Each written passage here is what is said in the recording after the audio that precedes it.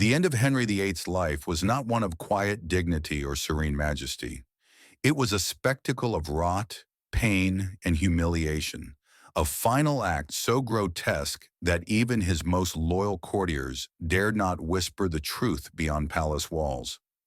His once imposing frame had become a mountain of corrupted flesh, and his breath carried a stench that clung to the very air. In those final weeks, to enter his presence was to step into a haze of decay, heavy with the musk of sickness and the metallic tang of infected wounds. After his death, the horror did not fade. It deepened. The body of the King of England, ruler of a realm that had broken with Rome and stood defiant against the Pope himself, was laid in a coffin designed specially to bear his massive, distended form. But wooden nails were no match for the forces of decomposition. As the corpse lay in the chapel of Sion Abbey, awaiting the state funeral, foul gases built within. The lid creaked under the pressure. Then came the seepage, thick, cadaverous fluids, dark and sour, oozing down to pool on the cold stone floor. It was then that the most macabre image of all unfolded. Stray dogs, perhaps drawn by the reek, padded into the holy space. They licked greedily at the king's leaking remains, their claws clicking against the flagstones, their wet tongues making a sound that froze the blood of the few witnesses present. Chroniclers of the time recorded the scene with an almost morbid awe, unable to resist its symbolic cruelty.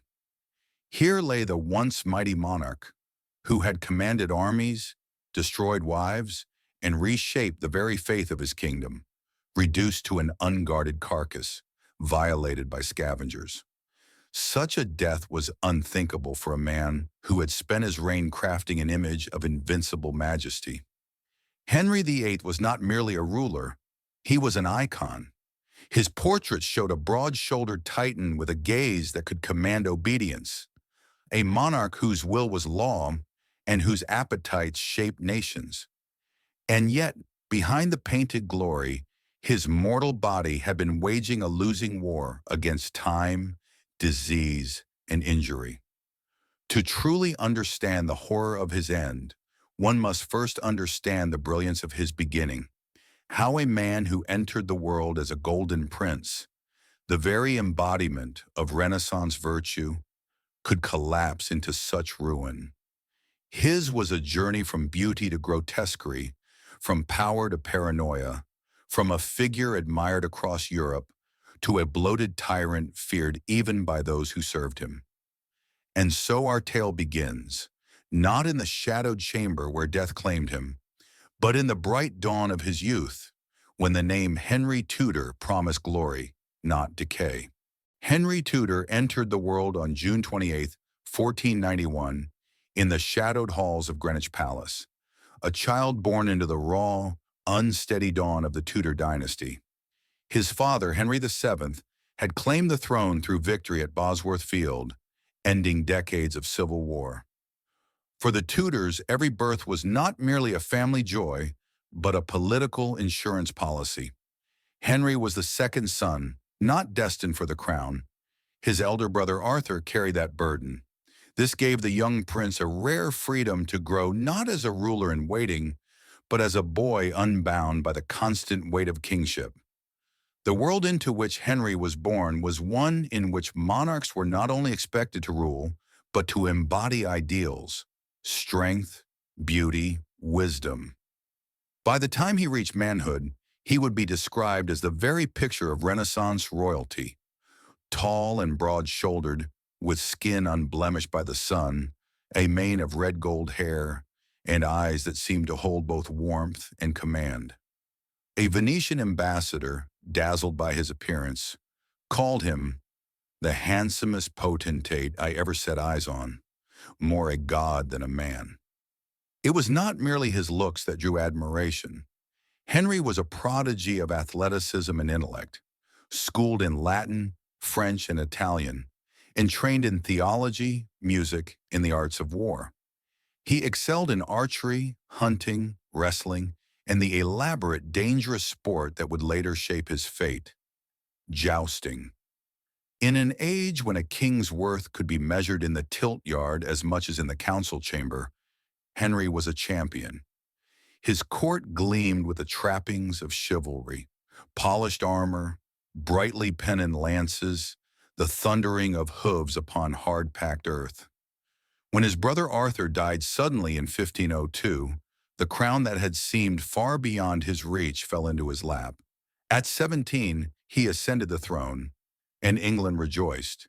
Here was not the cautious, slender figure of his father, but a monarch young enough to embody hope, bold enough to promise glory.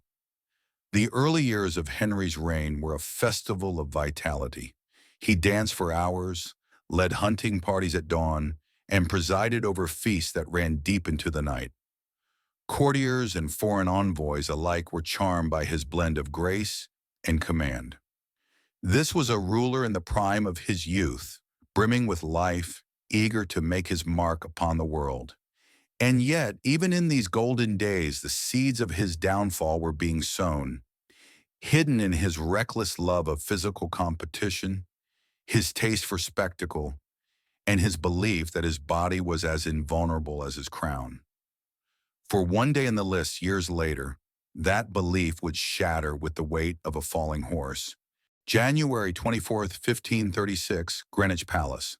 The winter sun struggled through a pale sky, casting a cold light over the tilt yard. Despite the season's chill, the stands were full, courtiers wrapped in fur, ladies in silks, the air sharp with the mingled sense of horse sweat and braziers, burning to keep the audience warm. Jousting was not merely sport for Henry VIII. It was theater, politics, and passion rolled into one.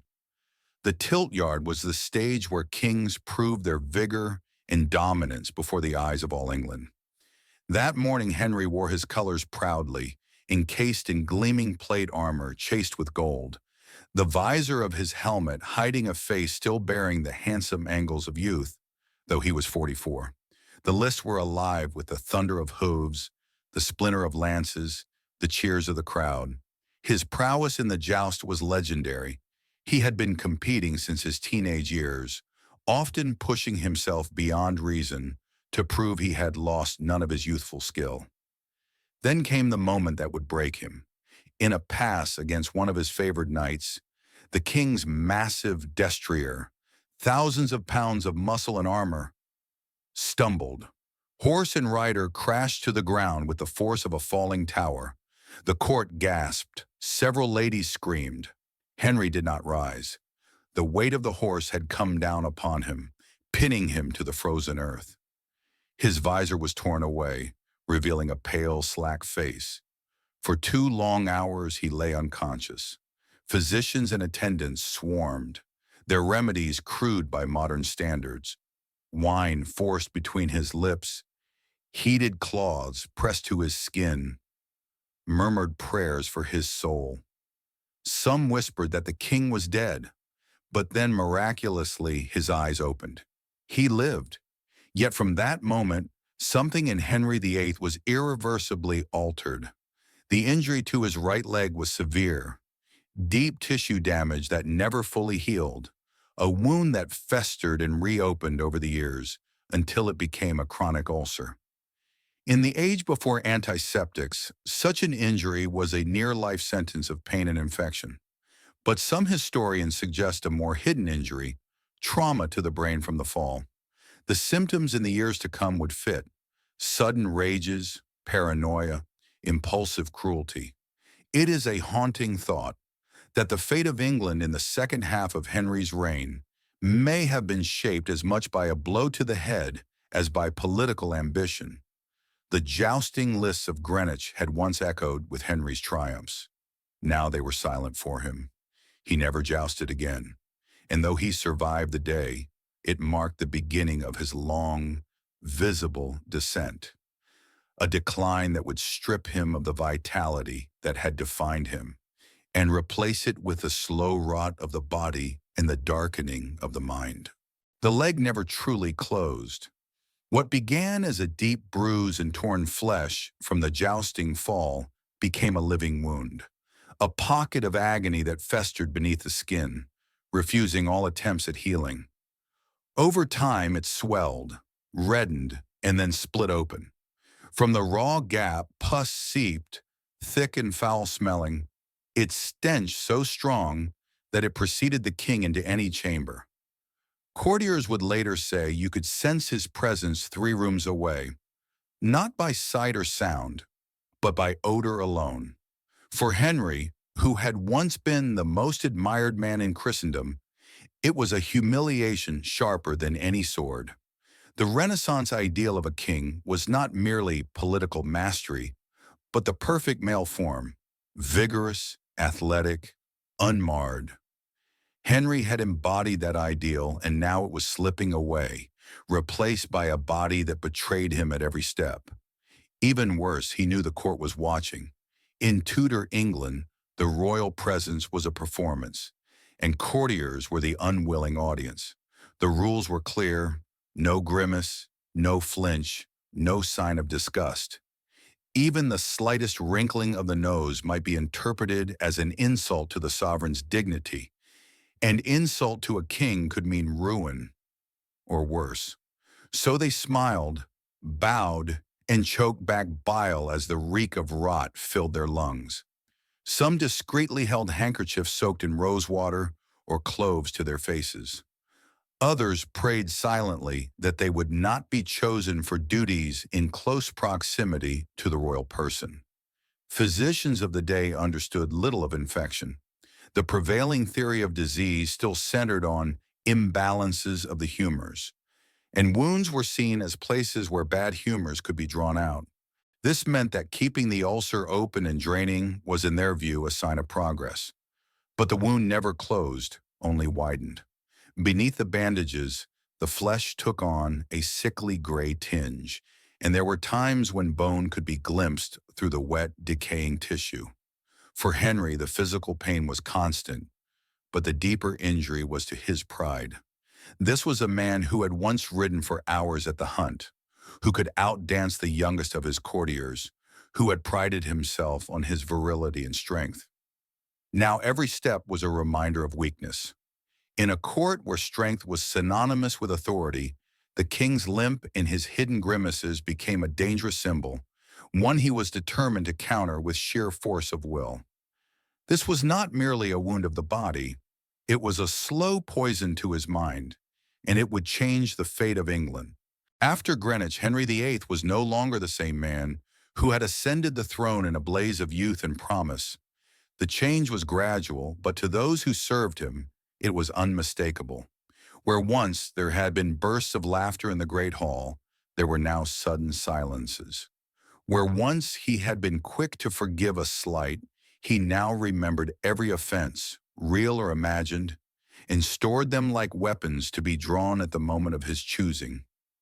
The year of his accident, 1536, was also the year Anne Boleyn, his second wife, was accused of adultery and treason. Historians have long debated whether there was a connection. Before his fall, Henry had been capable of both charm and cold calculation. Afterward, the charm seemed to vanish, leaving only the calculation, sharpened by suspicion. Some scholars suggest the head injury may have caused damage to the frontal lobe, an injury known to affect judgment, mood, and impulse control. Whether through injury, pain, or the creeping paranoia of absolute power, Henry's temper became notorious. The king's fits of rage could erupt without warning. In one infamous instance, a court musician played a melody that displeased him, and Henry hurled a goblet across the room, splashing wine across the terrified player's face. On another occasion, a trusted counselor hesitated before answering a question, and Henry slammed his fist on the table so hard that plates rattled and servants froze in place. The court adjusted swiftly to the new reality. Conversations became guarded, gestures measured, eyes downcast when his gaze swept the room. The merry pageants and masquerades that had once been the heartbeat of the Tudor court gave way to an atmosphere of brittle formality, as though the entire household were walking across a frozen lake that might crack beneath their feet at any moment. This was the beginning of the king's reign of fear, not the calculated fear of a ruler keeping his nobles in check, but the raw, unpredictable terror of living in the shadow of a man whose pain and paranoia gnawed at him from within. The injury had not only maimed his body, it had begun to deform his mind. And as his temper grew shorter, his waistline grew larger, each change feeding the other in a grim cycle that would only accelerate in the years to come. The man who had once been the athletic jewel of the Tudor court now began to swell before the eyes of his subjects. In his youth, Henry's waist measured a trim 89 centimeters, his movements graceful, his step light. But with the loss of jousting and hunting, the great engines of his physical vitality were gone. Within a few short years, his waistline had expanded past 130 centimeters, and the scale groaned beneath a body of over 180 kilograms. Obesity in a king was not in itself a scandal in Tudor England. After all, girth was often seen as a sign of prosperity and strength. But there was a line between the fullness of royal majesty and the immobility of sickness, and Henry crossed it. His bulk became so great that moving between his chambers required a pulley system designed specifically for his frame. The once narrow doorways of royal residences were widened to accommodate him, an architectural reminder of his decline etched into the very bones of his palaces. Those who served him in private witnessed the daily struggle of his body. Lifting himself from a chair required the assistance of two men. Climbing stairs became impossible without stopping to catch his breath. The ulcers on his legs, aggravated by the sheer weight they bore, worsened with every month, forcing him to spend more time seated or reclining, further feeding the cycle of inactivity and growth. In the court's whispered conversations, spoken only in the safest of company, his size became a subject of both pity and fear. Pity because they remembered the golden youth who had once been unmatched in strength and beauty. Fear because any mention of his weight in the wrong tone could be considered an insult punishable by ruin or death. Yet Henry himself did not retreat from public view. He still had himself painted in magnificent armor, still draped his frame in the richest velvets and furs, still stood, when he could, in the great halls to address his court. But in every portrait from these years, there is an unmistakable inflation of his figure, a swelling that no skill of the painter could hide. The man who had once been the very embodiment of physical power was now forced to manufacture it through art, ceremony, and intimidation. The body that had once been his greatest weapon was becoming his prison, and the prison walls would soon be fortified by a diet that was as dangerous as it was lavish. If Henry's body was a fortress of flesh, his daily table was the steady army supplying it. In an age when famine could still stalk the land, the king's feasts were declarations of abundance and dominance. The royal kitchens at Hampton Court buzzed like a living machine, staffed by over 200 cooks, bakers, and servers who labored from before dawn to well past midnight. The heat from the great hearths could be felt in the corridors, and the smell of roasting meat drifted through the palace like a constant perfume of power. Records from the royal accounts paint a staggering picture. Henry consumed close to 5,000 calories a day, most of it from red meats, pies, and rich pastries. Beef, mutton, pork, venison, and swan were regular fare, often served in a single sitting. Vegetables were rare on his plate, dismissed as peasant food. Bread was eaten in thick, soft loaves, butter in slabs, cheese in wheels. Each meal was washed down with prodigious quantities of wine and ale, both safer than the often contaminated water of the time. Dining was not merely a private pleasure for Henry, it was a political act.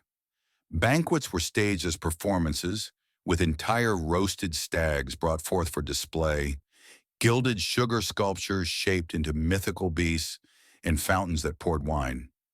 Courtiers were expected to admire not only the food, but the monarch's appetite, for a king's ability to consume heartily was seen as proof of his vigor. But this excess carried a hidden cost. Without the rigorous exercise of his youth, the calories turned to flesh.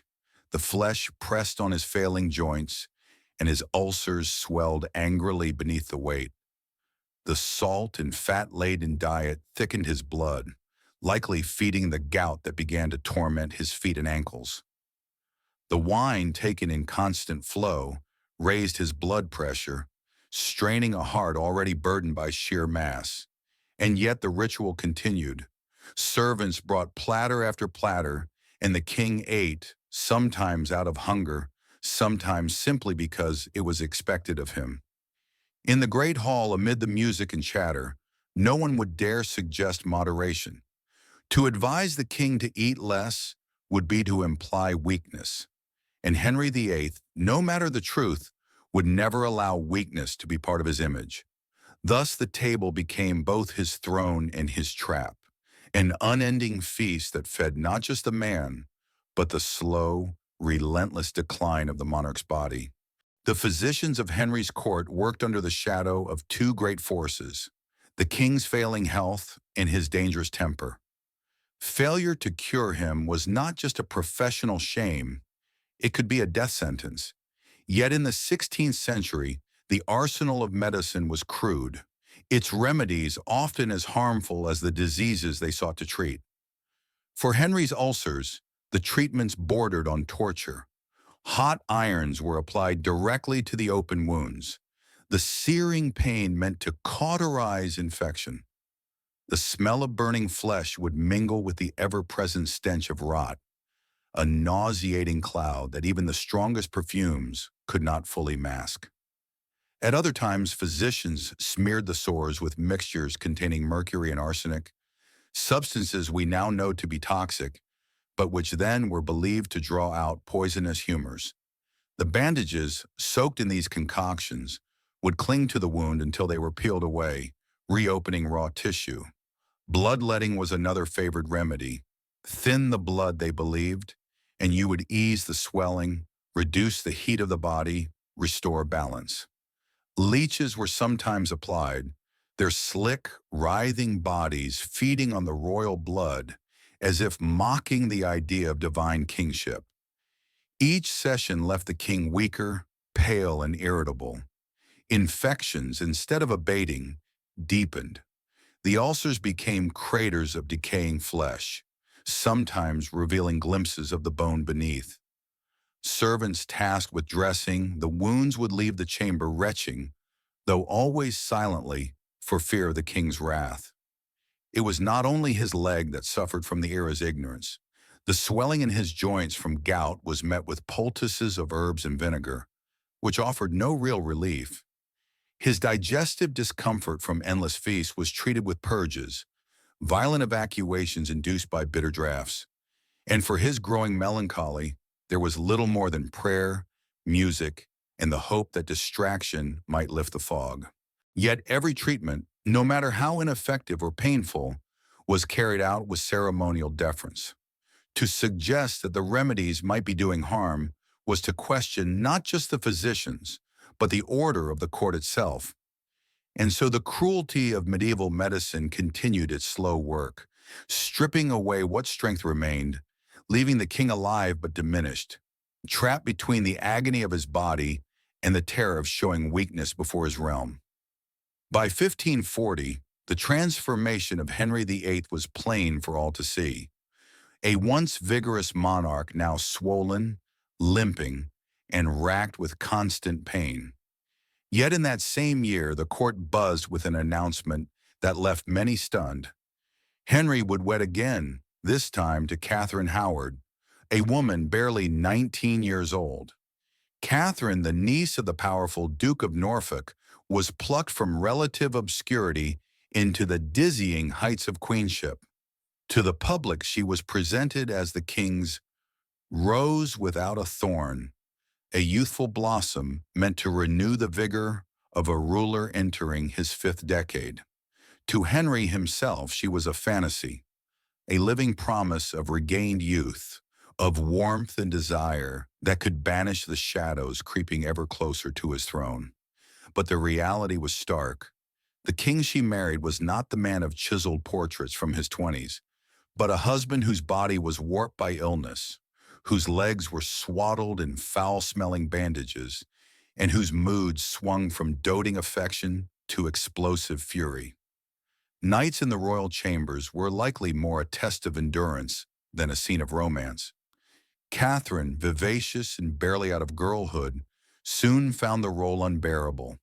In the gilded cages of the palace, she sought comfort elsewhere, most dangerously in the arms of Thomas Culpeper, a handsome and ambitious courtier. The affair, though whispered about in certain corners, might have remained hidden were it not for the ever-watchful eyes of those eager to curry royal favor through betrayal. When the truth reached Henry, the betrayal was like a blade driven into what remained of his pride. Witnesses reported that he wept openly at first, an uncommon display for the king, before his sorrow hardened into fury. Catherine and Culpeper were both tried for treason, their fates sealed before the verdict was spoken. In February 1542, the young queen was led to the scaffold at the Tower of London, her hair tucked beneath a plain linen cap. She asked for forgiveness, knelt, and placed her neck upon the block. With one swift stroke, the axe ended her brief reign. For Henry it was another wound, this one to the heart, though it manifested as more suspicion, more paranoia, and a tightening grip on those who remained close to him. Love, once a force of vitality in his life, had become yet another battlefield, and the king's health, already teetering, would not recover from the emotional shock. By 1543, Henry VIII was a man diminished, his body swollen, his movements labored, his temper unpredictable. Yet he would marry once more, taking as his sixth and final wife Catherine Parr. Unlike her ill-fated predecessor, Catherine was not chosen for youthful beauty alone. She was intelligent, devout, and politically astute, a woman whose greatest weapon was her ability to navigate the treacherous currents of court life. Catherine entered the marriage with clear eyes. She had been twice widowed before, knew the realities of living with a man in decline, and perhaps understood better than anyone that her new role would be as much caregiver as consort.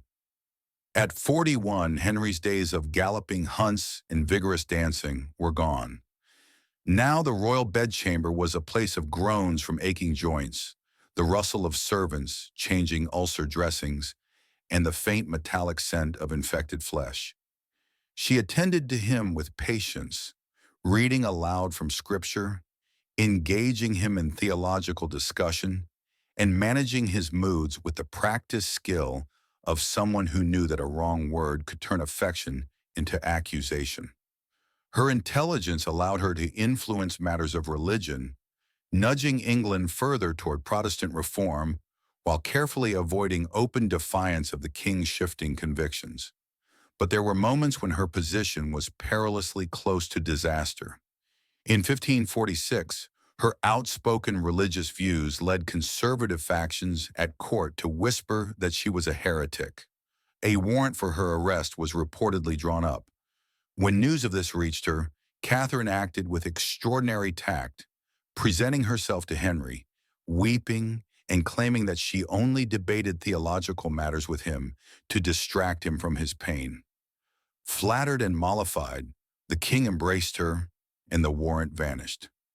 Catherine Parr would become the only one of Henry's wives to outlive him, and perhaps the only one to truly survive him. But her life beside the ailing king was not the romance of ballads. It was a constant balancing act between compassion, caution, and the cold understanding that the man she tended was both her husband and a sovereign who could end her life on a whim.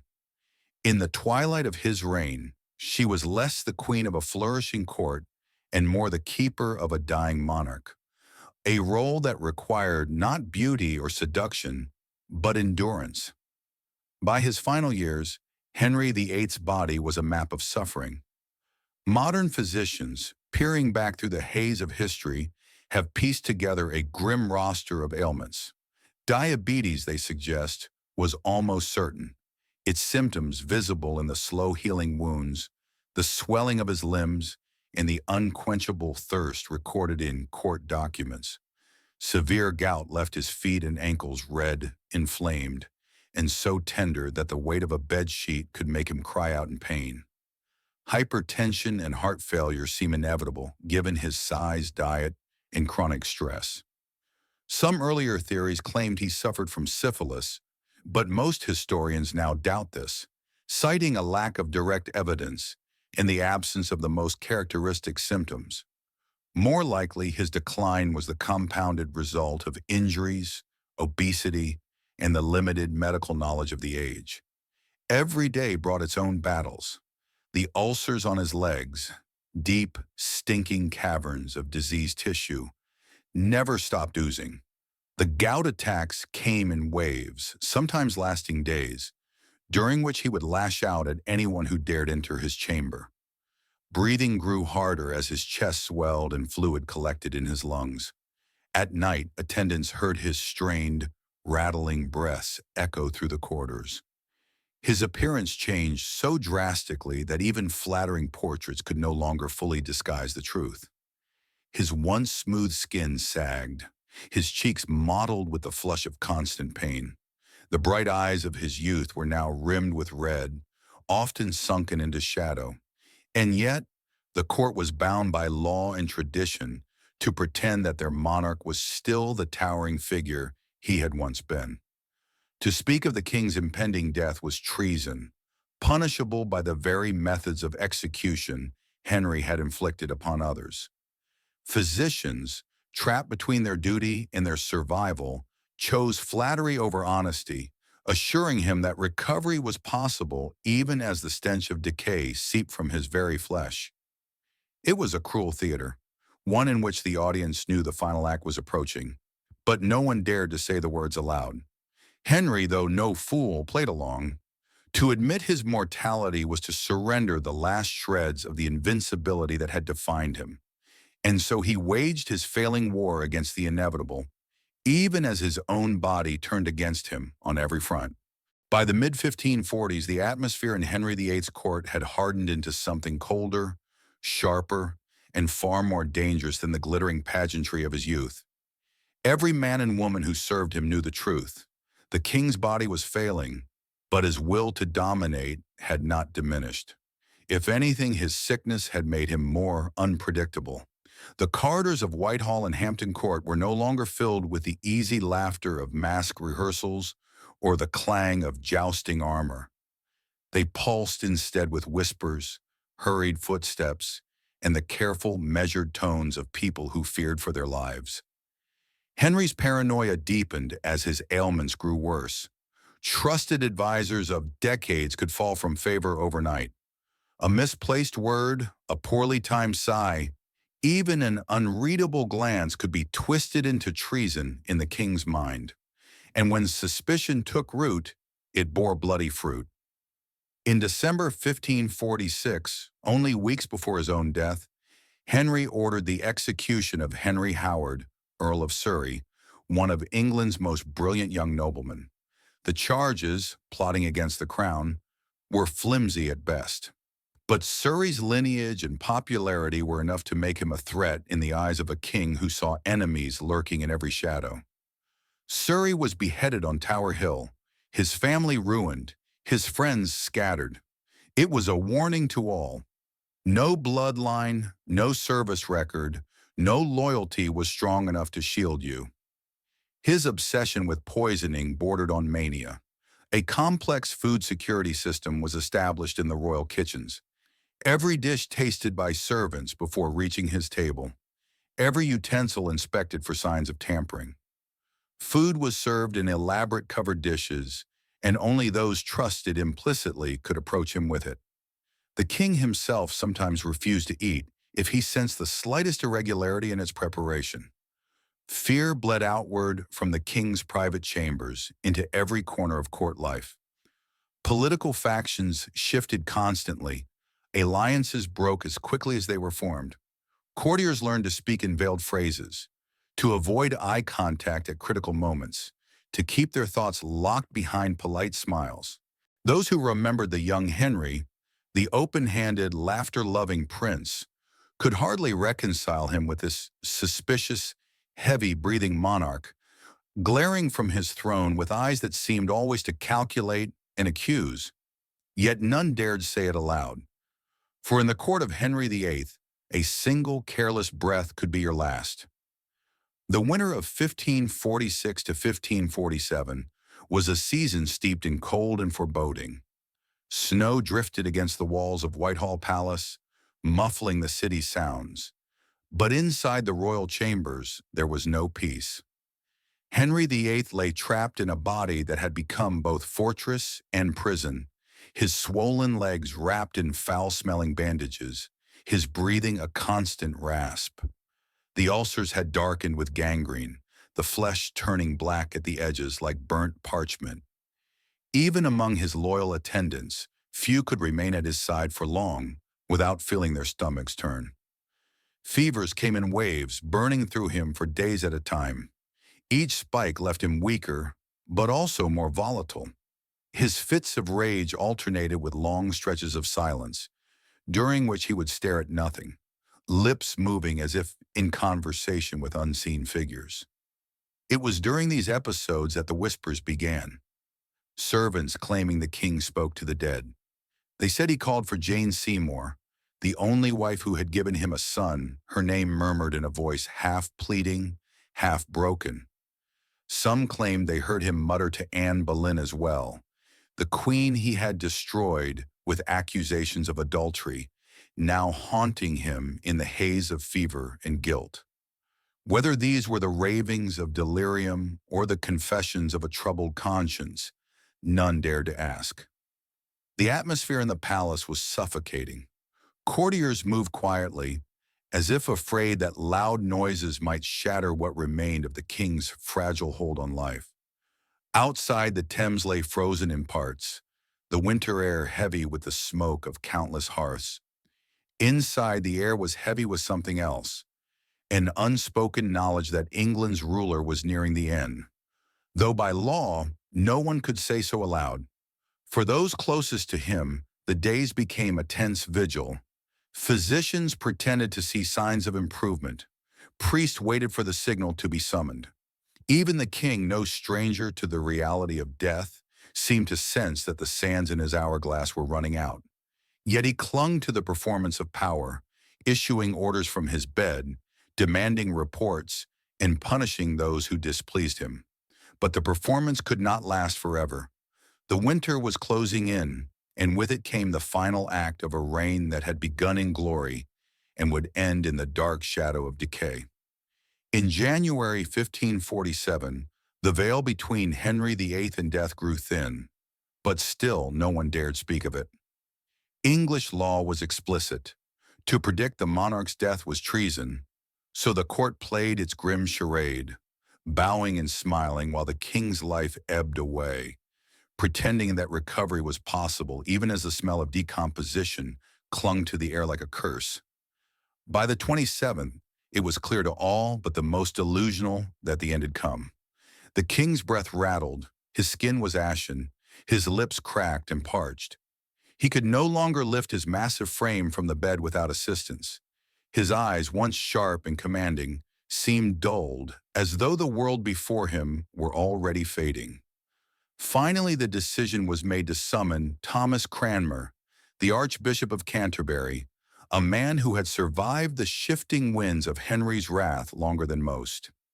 The Archbishop arrived in the dim light of evening, the room heavy with the smell of sickness and the hush of those who knew they were witnessing history's final moments. Cranmer leaned close and asked the king if he died in the faith of Christ. Henry's lips did not move. The silence stretched long enough to chill the heart of every witness, until, with great effort, the king lifted his hand and gripped Cranmer's fingers.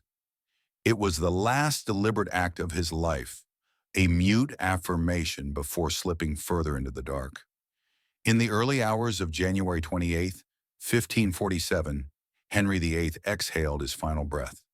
There were no trumpets, no proclamations, no poetic final words to carry through the ages. Just the labored breathing slowing, the stillness spreading, and the quiet knowledge that the most feared and powerful man in England was now a body cooling beneath the heavy bedclothes. The silence in that chamber was absolute, but outside, the machinery of the Tudor court was already shifting, preparing to announce not death, but succession, for the kingdom could not afford a moment's uncertainty. The man who had bent a nation to his will had left it at last, his crown ready to pass on, his flesh ready to betray him one final time. Death did not grant Henry VIII the dignity he so fiercely guarded in life. His body, vast and heavy, posed immediate problems for those tasked with preparing it. The carpenters labored to build a coffin large enough to hold him, the wood reinforced to bear his weight. When the lid was nailed shut, the royal corpse was moved to Sion Abbey, where it would rest in the chapel until the state funeral. Embalming in the mid-16th century was a crude affair. The embalmers opened the body to remove the viscera, replacing them with bundles of aromatic herbs meant to mask the inevitable stench. The cavities were sewn shut, the skin anointed with unguents. But no skill could fully halt the forces of decay, especially in the case of a man whose body was already swollen with disease, infection, and fluid. Within days, the coffin began to swell under the pressure of gases building inside. The wood strained, the joins creaked. Then came the seepage, dark, greasy fluid pushing through the seams and dripping onto the chapel floor. It was in the dead of night that the most grotesque scene unfolded. Drawn by the scent, stray dogs slipped into the chapel.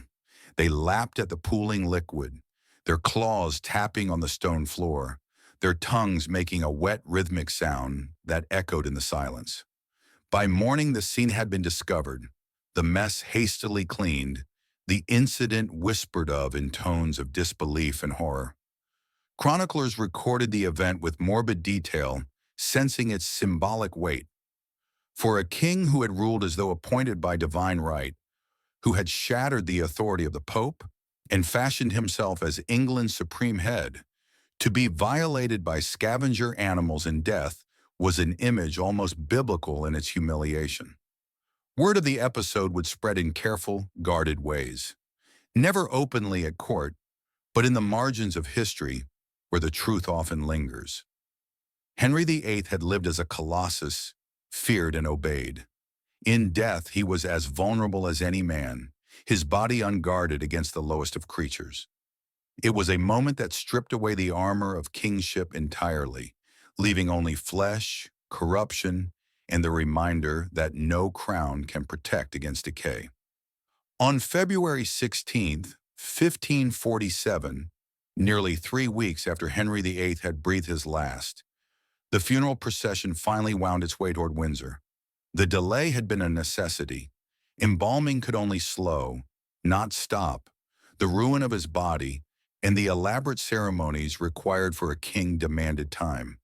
Still the smell lingered, stubborn and unmistakable, weaving through the ranks of mourners despite the winter air and the heavy sense of incense. The cortege was a display of royal power, as all Tudor funerals were meant to be. Banners bearing the royal arms, armored knights on horseback, clergy in black vestments, and the slow tolling of bells. The coffin, draped in rich cloth of gold, was carried on a great bier, its weight straining the bearers. Soldiers flanked the procession, halberds glinting, ensuring the spectacle was as secure as it was solemn. Inside St. George's Chapel at Windsor Castle, the service was conducted with the pomp befitting a monarch who had reshaped the spiritual landscape of England. Prayers rose into the vaulted ceiling, echoing off the ancient stone.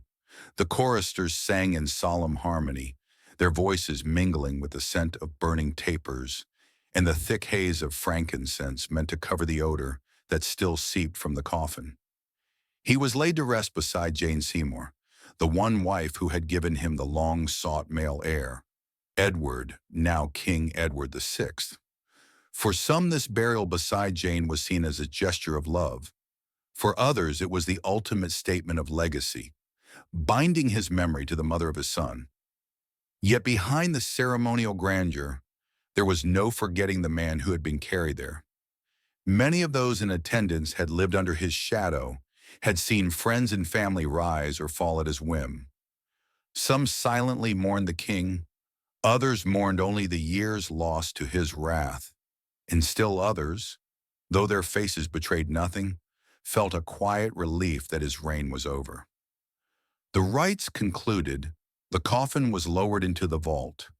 Earth fell in muted thuds, each one signaling the finality of a chapter in England's history. Above, the chapel returned to its hushed reverence. The banners hung motionless in the cold air. The mighty king who had defied the Pope, beheaded queens, and bent a kingdom to his will now lay in silence, his ambitions buried with him, his body left to the same decay that claims all men. The death of Henry VIII left England in the hands of his 9-year-old son, Edward VI, a boy king whose very existence had driven so many of Henry's decisions, from his break with Rome to the bloodshed within his own family. Edward was intelligent and precociously devout, but he was also frail. His reign was dominated by the ambitions of regents and counselors who ruled in his name while he struggled with chronic illness. For 6 brief years, Edward attempted to steer England further along the Protestant path his father had violently opened. But the boy's health declined rapidly in 1553. Tuberculosis, or perhaps a combination of infections, wasted his young body. By July of that year, he was gone. Dead at 15, his hopes for a long, reforming reign extinguished before they had truly begun. Henry's obsession with securing a male heir had cost him wives, friends, and stability. Yet that heir's reign had lasted less than a decade. In the void Edward left, the crown passed to Mary I, Henry's eldest daughter by Catherine of Aragon. Mary, a staunch Catholic, moved quickly to reverse her father's religious reforms, restoring papal authority and re-establishing Catholic rights across England. Her reign, though earnest in its conviction, became infamous for the persecution of Protestants, earning her the grim epithet, Bloody Mary. When Mary died childless in 1558, the throne passed to Elizabeth I, the daughter of Anne Boleyn, the very queen Henry had sent to the scaffold. Elizabeth's reign would come to be known as the Golden Age, a time of cultural flowering, maritime exploration, and relative stability. Under her, the Anglican settlement took root, balancing Protestant doctrine with some Catholic traditions, cementing the religious structure her father had torn from Rome. It was a bitter irony. Henry had rewritten the laws of England, broken centuries-old ties with the Catholic Church, and spilled blood to ensure his son's succession. Yet it was his daughters, both born of marriages he had tried to annul or erase, who would carry the Tudor legacy into history. Edward's brief life was a candle snuffed too soon. Mary's reign a flash of old faith. Elizabeth's a blaze that would illuminate England for generations. In the end, the future of the dynasty Henry had fought so ruthlessly to shape rested not with the son he prized above all else, but with the women whose mothers he had discarded. Henry VIII's death was more than the passing of a monarch. It was the symbolic collapse of the myth he had built around himself. In life, he had projected an image of invulnerability, a sovereign chosen by God, a man whose will could reshape kingdoms and alter the course of history. In death, he was reduced to what all men become, flesh subject to time, decay, and indignity. The contrast was stark between the official portraits that still hang in galleries, showing a broad-shouldered, immovable colossus, and the reality of his final days, when he could barely breathe, when his body reeked so strongly that courtiers fought nausea just to stand in his presence. His reign had been one of sweeping changes, religious upheaval, political centralization, and the forging of England's identity apart from Rome. These were the legacies historians still debate. The Anglican Church, the assertion of monarchical supremacy, the ruthless consolidation of power. Yet beneath the grandeur lies a more human truth. The same body that once made him a model of Renaissance, vitality became a prison that shaped his temperament, deepened his paranoia, and hastened his cruelty. Henry's obsession with securing a male heir, an obsession that cost lives and altered the faith of a nation, ended in failure. His only legitimate son died young, while the daughters he had tried to sideline defined the Tudor dynasty far more than Edward ever could. Elizabeth I, daughter of the wife he had executed, became the monarch most associated with England's golden age. The irony is almost Shakespearean. A man who had tried to master fate, rewriting marriage laws, faith, and the very notion of kingship, undone by the oldest law of all, that no power, crown, or kingdom can conquer mortality. In the end, the king who once saw himself above law and church was brought to the same end as the humblest subject, his body claimed by rot and time, his coffin unable to contain the forces that unmake us all. It is this dissonance between the image of the almighty ruler and the reality of the frail, failing man that keeps the story of Henry VIII's death alive in our collective imagination. It is not merely the grotesque details, though they are unforgettable, but the reminder that even the most absolute power bends before the limits of the human body. In his life, Henry VIII remade England. In his death, he left us a lesson that transcends centuries. The crown can shield you from many things: treason, rebellion, even the Pope, but it cannot shield you from the slow, inexorable approach of death.